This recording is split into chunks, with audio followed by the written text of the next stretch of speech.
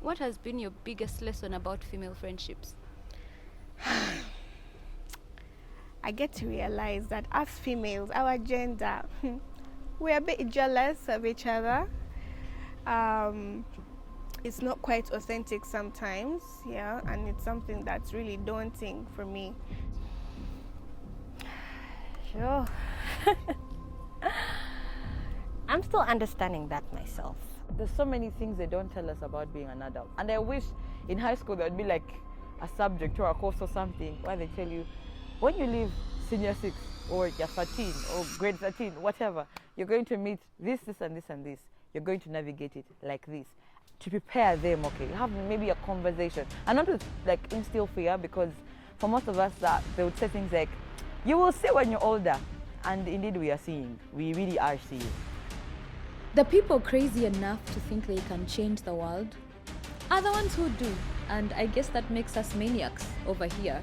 This is a podcast where we deep dive into the normal and hold conversations on experiences we wouldn't normally have on tape.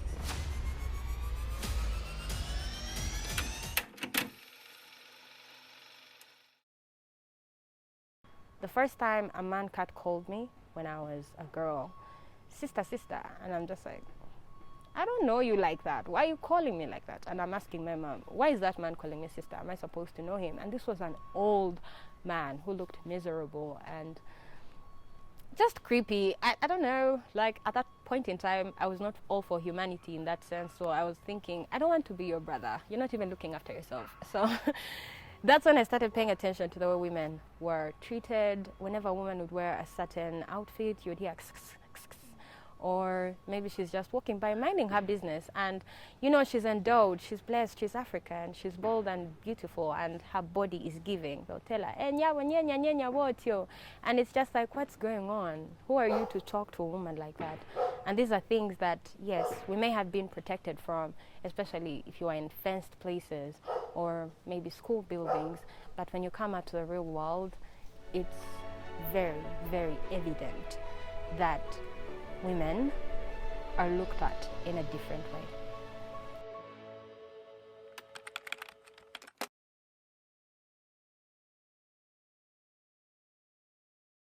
All the women in my lineage, I don't think have been treated well. I don't think have been met with the normal mutual respect that men actually offer to themselves. I heard that they're always treated with submission. I heard that their vulnerability and that state of dependence that they put them in, I hate it so much. I hate it. So this year's International Women's Day theme is Accelerate Action. Okay. What does that mean to you personally, and how do you see yourself embodying it? Well, I'll definitely do the sign, let's accelerate action. And I love this theme because a lot of times action is not a word that's related to women. Personally, it feels like it's okay to be different and go all out. I think all my life I've had a struggle to fit in. I tend to be different in very many ways, seeing things from different angles, being overly ambitious, and somewhere society pulls you down because of being female. It does happen in a way that is inevitable, and when you even want to stand up, I'm not sure how I should call them. I don't want to sound like I hate men. I really love men so much. I love the boy child. But even the men feel like if we're going to raise you, it's going to come at a cost. And if you're going to raise yourself, we're going to pull you down. And I feel that speaks to me that I need to go out and stop subscribing to what the expectations are and get more in control of my life so that I can bring all I know I'm capable of doing to life. I found it so interesting as I've grown up and been exposed to different kinds of people and different spaces. You see some spaces that are very acknowledging, or what they like to label themselves as inclusive. But other spaces just look at a woman like, why? Like there's nothing you're going to do that's impactful. Or maybe you're just doing a little. We need a man to complete what you have started because you can't finish it. I think for the longest time, most women have like especially women that are creative, I'm going to speak from that angle. Most of us have like lived in the shadows of who we are, not actually living as who we are. I don't know if that makes sense, but I think in my head it does. Anyway, so living in the shadow of who you are is you've envisioned the idea of that woman, but you're not living that woman. Like you, and this happens to me because I know I can do so many things. Like I mentioned, I write, I dance, I sing, I've acted, I've modeled, so many things. So there's times when I live in the idea of that woman, not live in that woman. And I think for me, accelerate action would be take up the spaces that you are so afraid of taking up. Take chances on yourself. Know that even if I take up these spaces and I might meet some sort of resistance, I still have to fight. I can't afford to lose that tenacity and say, you know what, now that I'm in this space and maybe people are pushing me away, or they're not buying what I'm selling, or they're not seeing the creative side, or they're not seeing who I am as a woman, I need to now back off. No, accelerate action is I'm going to give myself as many chances. Fall, get up. Fall, get up. Be resilient. Don't be afraid of your ideas, even if they sound very small and they sound stupid sometimes. Like you tell someone, so I have this idea, I want to do this, and they're like, in this country, as a woman? Nah. But even when it sounds small for other people, make sure that for you it's still as big as you envisioned it. Try your best not to live in the shadow of the idea of the woman you've created in your head. Make sure that you leave that woman. Is she outspoken? Leave her. Is she quiet but her background work is seen? Leave her. Is she beautiful in speech? Leave that woman. Is she beautiful in outfits, in style? Leave that woman. Just make sure that you are not hiding yourself just because of the way you are fearing to be perceived or your own brain, stuff like that. So for me, that it would be that. I want a love. I want a love as refreshing as the morning light. I want a love like nature, a love that soothes the soul, a love that is serene as blue. I want a love. I want a love. I want a love where we giggle over Tom and Jerry or Paddington Bear, where we play quiz or bando or kweke and kwekule ne kweko and kwekule. I want a love where our inner child is allowed to play. I want a love. I want a love we find in new food, a food sighting kind of love. I want a love as warm as your jaja is embrace. I want a love where I can be able to smell you in my clothes because you are my favorite cologne. I want a love where you don't have to ask me for playlists because you are the music on my playlist. I want a love. See, baby, I want the love where I don't have to panic check both roads before I cross it. I want a love that seeks me out and calls me up without hesitation. I want a love. I want the Chintu and Nambi kind of love. I want the 2 a.m. love-making kind of love. I want a love. I want a love as soft as velvet. A love as fragile as glass. A love where love letters are not odd. Kuwandikira obubawulwa enkya n'eggulo misana kiro nga tobukowa. I want a love. A love where I can come back to you at any time, where you can hold my hands when I'm not feeling strong. I want a love. Njagala omukwano mugonvu, njagala omukwano mukakamu, njagala omukwano musufu ng'ekimuli kya roza. I want a love in the spaces of us. I want a love in the shape of you. Accelerating action is just like a force. Like I'm going to take it and I'm not going to let it go until I do it. And I feel like that's the part of my life that I'm at. I just want to do things, and as opposed to having ideas, thinking, oh my gosh, I really like to do that. I'll do it sometime. So yeah, I'm getting into action. Yeah. For me, accelerate would mean to put something in motion, to move it forward. And I believe that's what we do every day. It's like you just get up, you're always on the go, you're trying to survive.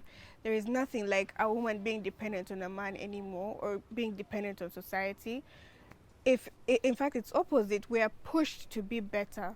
So that's what I believe it means in my head anyways. We're always pushed to do better and to keep moving on the go, on the go, on the go. Yeah. The beauty about accelerating action, it means there's already something and we just have to step on that gas and just keep going. So how I'm approaching it this year as the founder of Wellness with Her, we're really also paying attention to accelerating action by the conversations we are having. There's so many amazing women, just like the host of this particular space, Miss Tina, who are focusing on rewriting the narrative that we carry as women. Yeah, when you rewrite your story, the most powerful thing happens. You no longer get to subscribe or accept certain things. Naturally, even if you were previously attuned to them or drawn to them, you find yourself not subscribing anymore. You don't want. Why? It's not your portion anymore.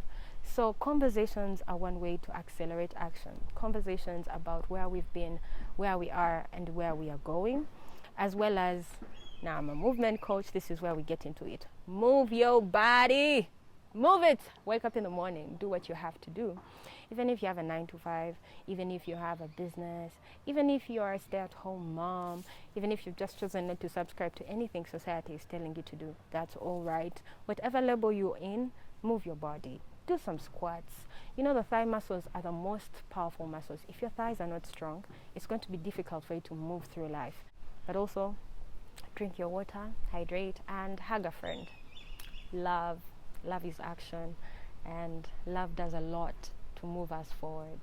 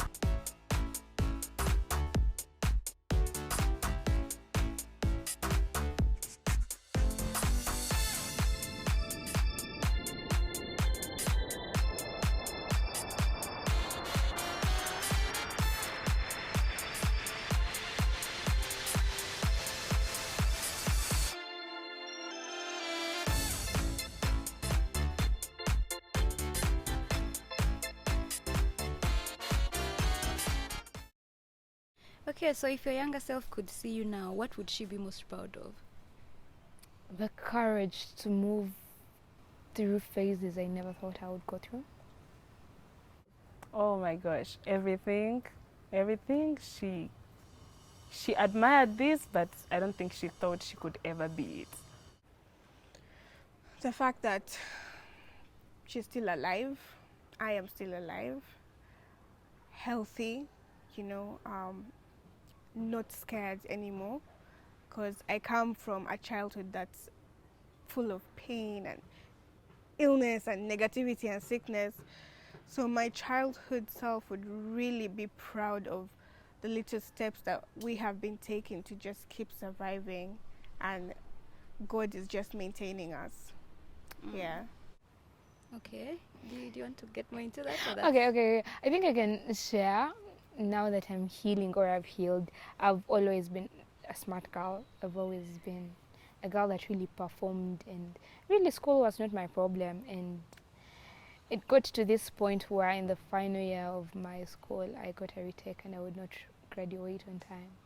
bro, like it hit me so bad, and that was a point I think I hit the bottom, the rock bottom of depression whatsoever, because for the first time in life I think I questioned myself, like my ability to be the person I know I am. For the first time I questioned my intellect. I know I'm very smart, very intelligent, very blessed, and somehow I thought I wouldn't get through because I felt like I disappoint my parents, and besides all that, myself, like how do I fail to graduate? Like those were the questions that were running in my head. But then the ability to go through such a situation, and it's the last thing I ever thought would happen to me, and so getting through that and getting to heal and speaking about it without crying, without questioning myself, I feel that's something my younger self would never think I would get through. Yeah, the freedom, I think she likes everything. I think she likes my hair. I think she likes the white talk. I think, damn, I'm giving her an experience for her life. Yeah. And what do you think she would find totally surprising about you today? She would find the fact that I now gym. I actually actively go to the gym, and I feel sick if I don't go to the gym. Childhood me did not understand the concept of exercise. In fact, I was exempted from PE lessons. So now, see, I can lift dumbbells, things that I never knew I could do. So she'd really be surprised at that fact. I'm in love. Oh, do you wanna like? No, I think, yeah, I think that's, sometimes I sit down and I'm like, Leona, wait, what? But yes, I was like, wait, what? Are you in what? Because I used to, we are girls alone, and mom used to tell us when we were kids, you know, people laugh out there that you're only girls because I don't have a son. So it stuck in my mind that I needed to be the son my mom did have. Even if I would be in a relationship. Yeah, you know, you can be in a relationship but not in love, you know. Yeah, so I grew up so masculine. I'm still learning to be feminine, but I grew up so masculine. And yeah, it got to a point, so I started learning to embrace femininity. I started learning that it's okay to be female. And even with your female body, your femininity, you can still do great things. And somewhere, yes, I found myself in love, and I'm like, okay, yeah, like I'm in love, like Leona, like literally, you are some. No. I think it still shocks me till today, even right now. Sometimes I look at it, and when I'm going to do something for that person, I'm like, Leona, are you just doing this? Like, but yes, you want to. So you've shared a lot about your sickness and how it has affected you as a Yes. woman. At what age did you first become aware of your body, and how did that awareness shape how you felt about yourself? I was in high school. I started wearing glasses in senior 2. Ideally, I should have started wearing glasses in like primary 7. I grew weight in senior 2. And so naturally, as a young woman, you you start not to like yourself because you're not fitting into the beauty standard that has been set for you as a young girl, you know, small and petite, and yeah. And in high school, I had quite a number of friends who were petite, or who stayed petite up to A level. Me, I became a little bit plumper as I grew. I remember a time when I was in holiday, one of my ex-mom's friends, because they are not on talking terms anymore, came home and she made a comment about my weight. Mind you, this person was in the same category of weight, tall, you know, but I think she was projecting how she was already feeling about herself to me as a young woman. And so I remember my dad telling her, if this is what brought you, please take your exit. Make sure that you actually don't come back here to, like, you know, make my child uncomfortable. I realized then that it was important for me to love myself, in the sense of embrace how your body is changing, embrace how every change is presenting itself to you as a woman. And I think I was helped because my dad, like I said, made sure that he steps in for me to remind this lady, like, you know what, this is a child, you can't be saying things like that. And now for me, self-love also goes beyond just body positivity. Oh, I go to the gym, I work out. I like to keep a healthy lifestyle. I don't have the best diet because I'm a sweet tooth, so I don't want to be like people at here work out and my diet is in the shambles. But I like to keep a healthy lifestyle. I like to run, go on walks. I mentioned I dance, so that too. My heart took a shot, we can dance it on and never gon' stop. Yeah, 别管他们嘴里面的 blah blah blah blah blah. Never mind. Yeah, you know I will take you to the home. 就在今晚，不想从你嘴里面听 say no。可没有律动的那些日子多么平淡，只有节奏，一人靠在背后。You like a movie star，让我调整最佳机会给你。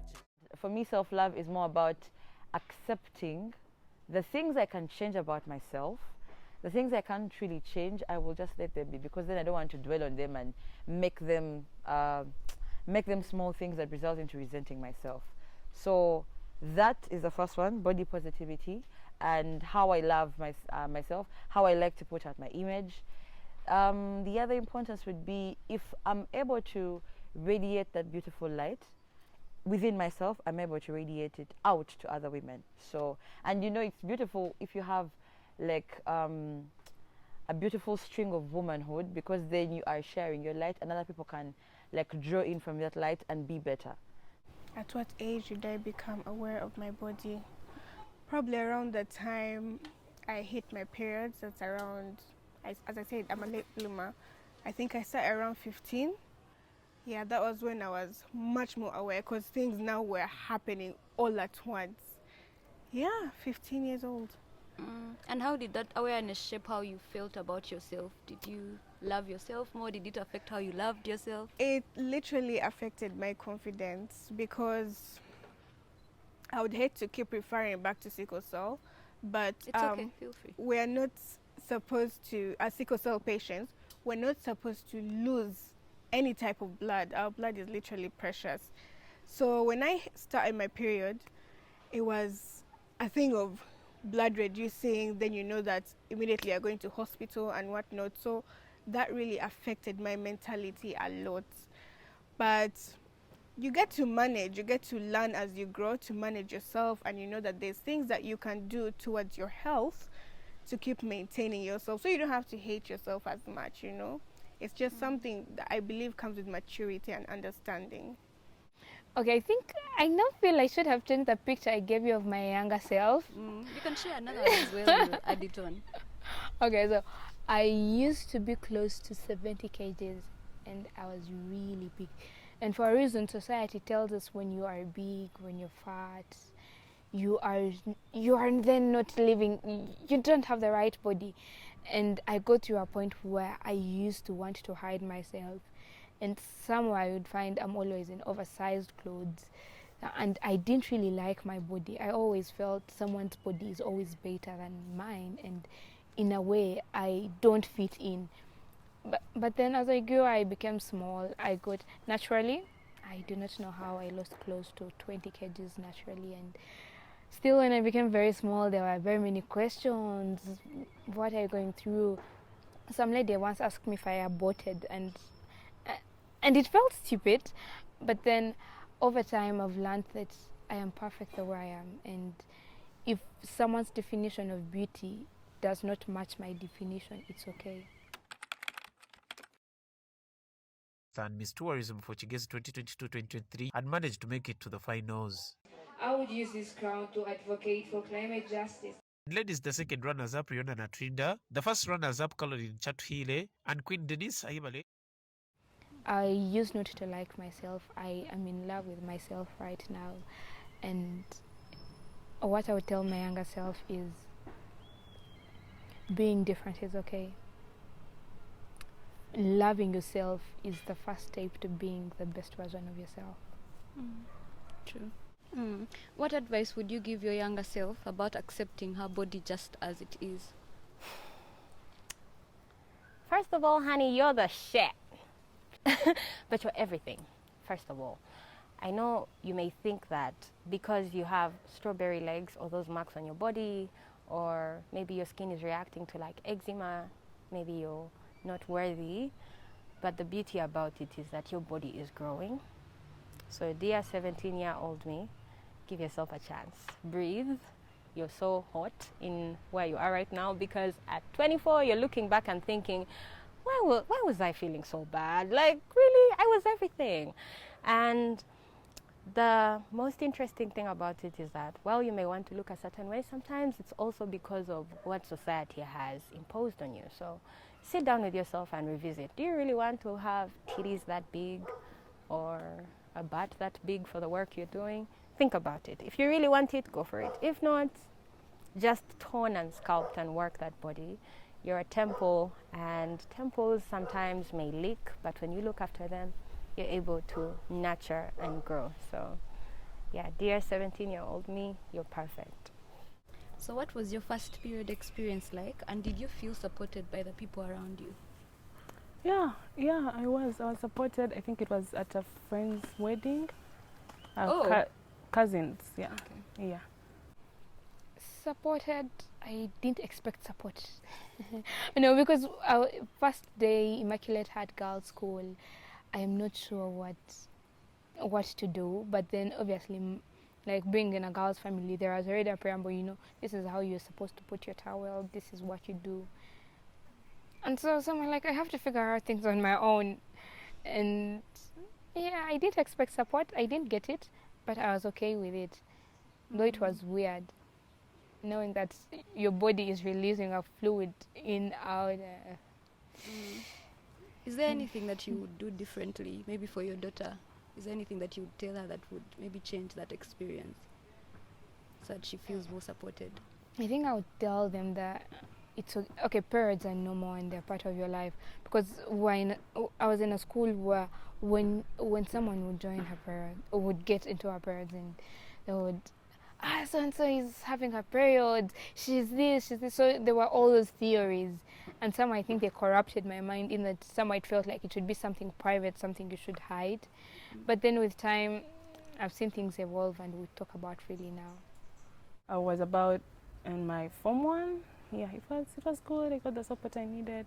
I think I had wanted it for the longest time. I was like, oh my gosh, I need to use the pads. I need to know what this experience is like. Yeah, it was good. It was okay. But it sucks now. It sucks. I don't remember it, truth be told. That is so interesting. I don't remember it. I mean, while I've heard, and okay, the kind of woman that I am right now, I'm a wellness coach, and I work closely with women because cycling and understanding the way our menstrual cycle works is what actually helps our bodies. Like if you're toning, and I know about your cycle, trust me, I know how we are going to do it, and maybe in the most manageable time possible. But if you're, let's say, having body goals, but you're not yet aware of how your cycle supports those goals, you're always going to do different things. You're going to go in an opposite direction. So I'm sure that now a lot of women are learning that, yes, if you do want to change the way your body looks or the way your body feels, pay attention to your menstrual cycle, and you will see significant change in even the way you approach your body transformation. But outside of that, I really do not recall my first period. And I'm grateful to God that I also don't have painful periods. Maybe it's my lifestyle. I have a very active lifestyle, and anytime I get cramps, I just know I'm stressed out. And I know like cortisol is really blocking my systems, the blood flow is not moving as is or as it should be, so I address it immediately. Cramps are not normal. I don't know why we've normalized them, but that's also another pitfall we need to pay attention to in the medical system as women. It's not normal for you to pump your system with painkillers every time you have pain in your body. Sometimes it's just your, what we call the spiritual body or your soul seeking for your attention, and that does not need a painkiller to numb it. So I do hope that more of us can embrace just leaning into a holistic approach to navigating our bodies and our systems and our periods. What do you wish women talked about openly when it comes to our bodies and health? Can I be raw? Please. Sexual health. Come on, talk to me about the dirty, because that experience is needed. That kind of talk, that kind of openness. I believe with our parents or the previous generation, nothing of that openness was there. But since we're evolving, come on, talk to me dirty. I'm not a pervert, but yeah, I'd like to keep learning. You talk about sexual health. Can Yeah. I ask what your opinion or what your view on contraception is and how you feel about that topic? Contraception is important. You people, please stay on your contraceptions. Abstain when you can. But if you cannot, help us and stay on those contraceptions. They're important. Well, I think most talks that women usually have about their bodies is how they lack, how it's not enough, how it's a bit weird. Like, oh my gosh, this armpit hair, it's so irritating, I need to get it off. Oh my gosh, my leg hair, I hate it so much, I can't wear a short skirt. It's like, what's wrong, But I wish they could just be like, oh my gosh, I have hair on my legs and it's hair, I'm human. And so I'm going to rock this short skirt, if I want it to be. So if they could approach their bodies and sexuality too with a lot more openness and comfort and kindness and compassion, as opposed to always ridiculing and like rejecting their own bodies. I feel like rejection of your own body creates space for someone else to make you feel more uncomfortable about yourself. And I don't feel like anyone deserves to have that power over you. They shouldn't. I feel I talk about everything openly personally, or is it because is it because I've grown up with girls and they talked about these things like it's normal. But I think we need to talk about reproductive. I feel everything is talked about really openly. I do not know, maybe in outside my world it may not be, but when it comes to maybe your menstruals, maybe emotions and your hormonal changes and stuff, for us to talk about it so openly. So I don't know if there is something more we should talk about. So what do you wish your younger self had known about personal boundaries and safety as a woman? Oh my God, I wish she... But there is no way she could have learned really. She just have to do it the hard way. She had to experience it to know that she has to actually enforce how people move around her. Don't tolerate disrespect.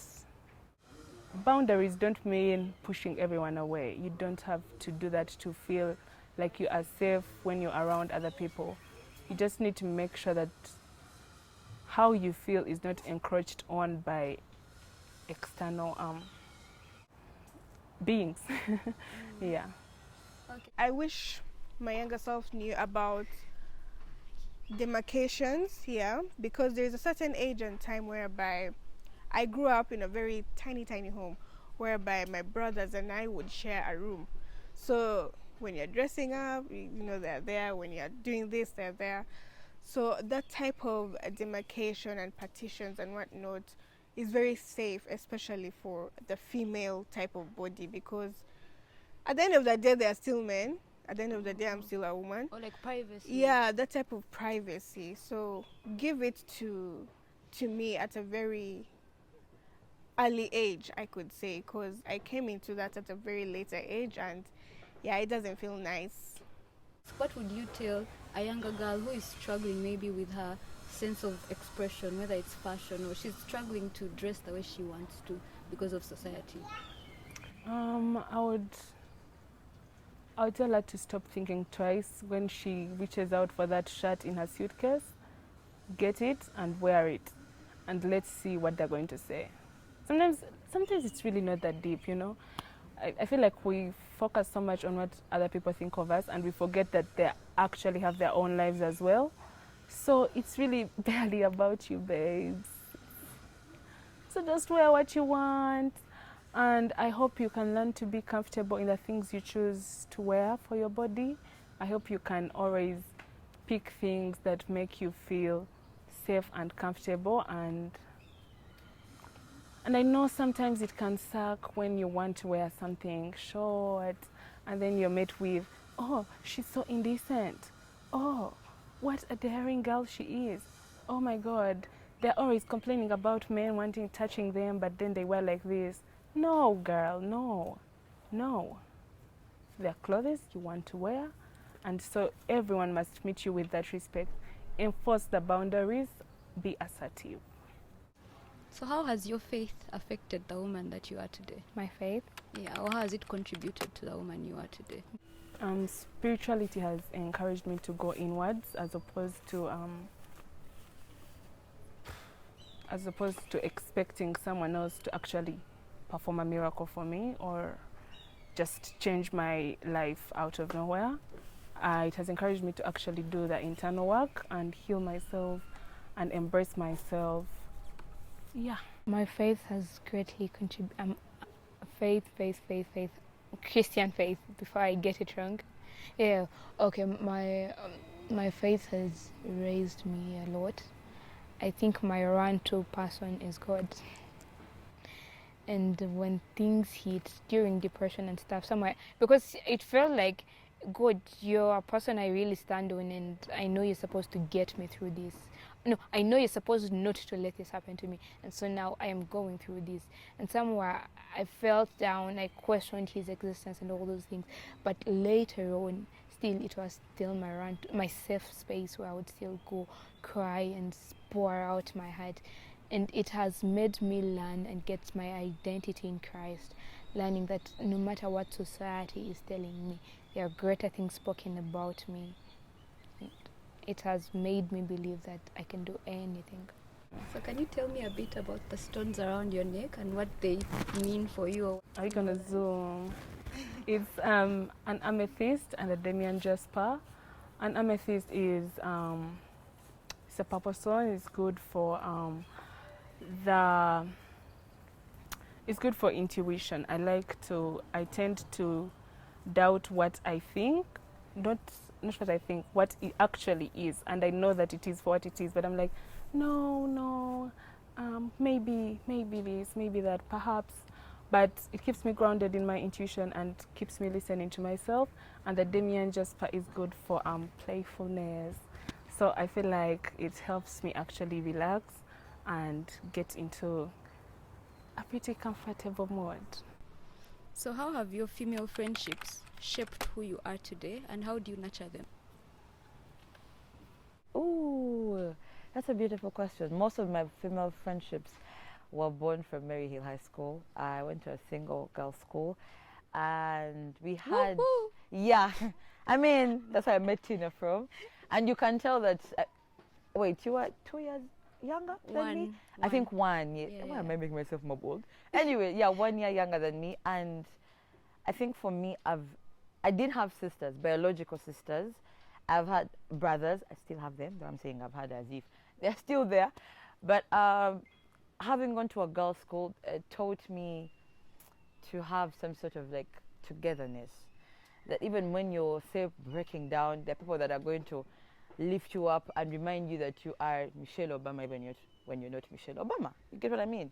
That even when you're celebrating the smallest of wins, there are women that are going to always have your hand. That even when you're going through the darkest of time, there are people that are going to walk through the funnest with you, and they will tell you you're not dumb as you think you are, or you're not a failure as you've imagined that you are. So that was the birth, Maryhill High School. And I have since kept my friendships, I think, up to now. I'm not a person to lose friends, really. I try my best because I really love to have my friendships, especially the female ones. And we grow together because of how we share our experiences, how we keep present in each other's lives. So I think, yes, that. How do I nurture them? I show up. Guys, I know being an adult is not easy, but showing up is very important. So for me, it's showing up. Do you have a barrier? I will show up if I can. Are you going through grief? I will show up. Are you in hospital in the middle of the night? I will find my way to show up. I could be breaking down, by the way. I could be going through life-threatening things, and my girls will call, I need someone to talk to. I will show up. So for me, it is being present in the smallest of ways that I can. I try my best to be present in my female friendship. That's how I nurture them. Yeah. My friendships have helped me. I think I am mostly who I am because of my friends. They've, through them, I see a person that I don't really know, that I also learn about through them. And I'm so grateful that they appreciate me and accept me. And I don't take that for granted. I really love them. And I feel like the support of them is what gives me the zeal to actually do something and be confident about it, because these people for some reason think that I am actually capable of things that even I think, I doubt and get paranoid about. And it's been a special force for me, to keep on living, to enjoy life, really. Female friendships. One, I've really had very many males in my in my circle. I'm just learning to have the female friends. I'm actually not learning. God is directing them my way, because most of them come and you can just see like purpose written all over the thing. It's not just like us meeting up and celebrating. It's just like us growing. And I can say female friendships, I've not had the best experiences for the start. I think from high school they were not the best of experiences. But when I got to university and the people I've met then after, they're priceless relationships. I feel every girl needs that one girl that can resonate with her, that one girl that makes her feel it's okay to be different. And it's okay to be loud, it's okay to be stubborn, it's okay to put on your shorts when you feel like, and society is not going to, you have to be beautiful because you never know your husband is out there, like, for the love of Christ, I'm not dressing up for my husband. Like, this is what I feel. You need that circle, and a circle where you're going to share things you relate with both sides, like, I'm having XYZ pains, or my relationship issues and stuff, and you're going to resonate because both of you, your minds work the same way. We're wired relatively similar. How I nurture them, I don't know. I think they're just happening. They're just growing and evolving, and I think right now I'm also watching a whole movie unfold. I'm not sure how it happens. What has been your biggest lesson about female friendships? Sure. I'm still understanding that myself. I get to realize that as females, our gender, we're a bit jealous of each other. It's not quite authentic sometimes, and it's something that's really daunting for me. But I wouldn't even want to judge, because I don't know if my fellow female friends see me in the same light. But female friendships, they're tricky. I believe I'm still learning to be a friend, a sister, and everything I'm learning requires so much grace, because depending from what side or what perspective you grew up from or you were raised from, you may view things a different kind of way. So female friendships are the very essence of femininity, because you're speaking to people that understand what exactly you're going through. You're telling them, I'm bloating, and it's not because of something I've eaten, but I'm bloating and it hurts. And I'll be like, yeah, I get it. But even outside of that, they understand how to hold your heart and how to care for your skin and how to value your tears, because they know it's not coming from a place of, a flat surface. It's coming from something deep within. So while I'm still learning, my prayer and my hope is that I'm able to keep learning and growing in friendship with the females around me. And I'm really grateful for the girls that have stood with me and have supported me, and I pray that I'm the same for them. I'm grateful for the community around us, because we get to grow and thrive and learn together. So it's beautiful. Everyone deserves a female friend, a female gang, and a community of women that understand what it means to be the woman that you are right now. What's been the hardest part about adulting that no one prepared you for? Showing up even when you don't feel like showing up. For me, that's the hardest. Are you grieving? You have to show up. Are you going through heartbreak? You have to show up. Are you suffering, I don't know, cancer? You have to show up. it's just a lot. There's so many things they don't tell us about being an adult. And I wish in high school there'd be like a subject or a course or something where they tell you, when you leave senior 6 or you're 13 or grade 13, whatever, you're going to meet this, this, and this, and this. You're going to navigate it like this. I wish there was, finances, how to handle. I really wish, I can't even stress this enough. I wish there was a way to tell children, to prepare them, okay, have maybe a conversation, and not to like instill fear, because for most of us that they would say things like, you will see when you're older, and indeed we really are seeing. So I really, really wish there was a conversation for so many of us. And I know most people are going to say the world is harsh, you have to prepare for it. You can't prepare for it if you don't know, if you're not told anything, if there's no conversation whatsoever. I'm like someone who's in the education sector. One of the things I strive to do is to have conversations with my students and tell them where they're going is not easy. But you have to have an open mind. Receive it this way. And it's going to be different for so many of us. So for me, that part of showing up, that one, because there are days I don't want to get out of my bed. There are days when I actually don't want to do adulting. I'm tired. I am ready to just stay under the covers and never be seen. But then you have to show up. So I think for me that's still like the biggest challenge.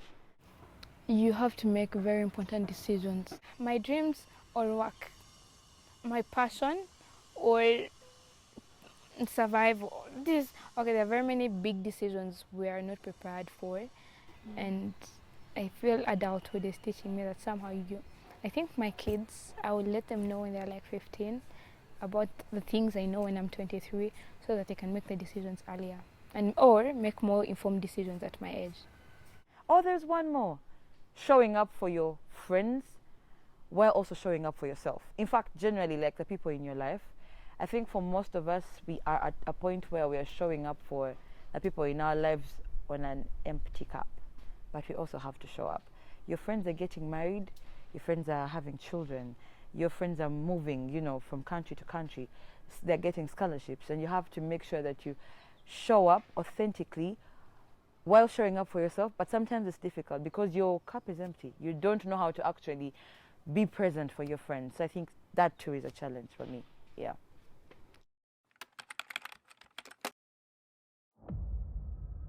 First celebrity crush?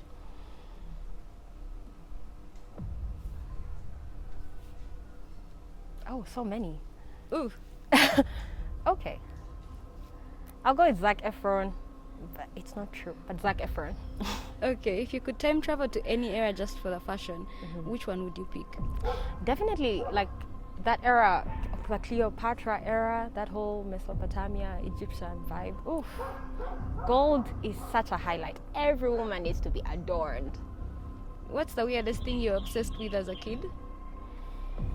Sponge. I would eat mattresses.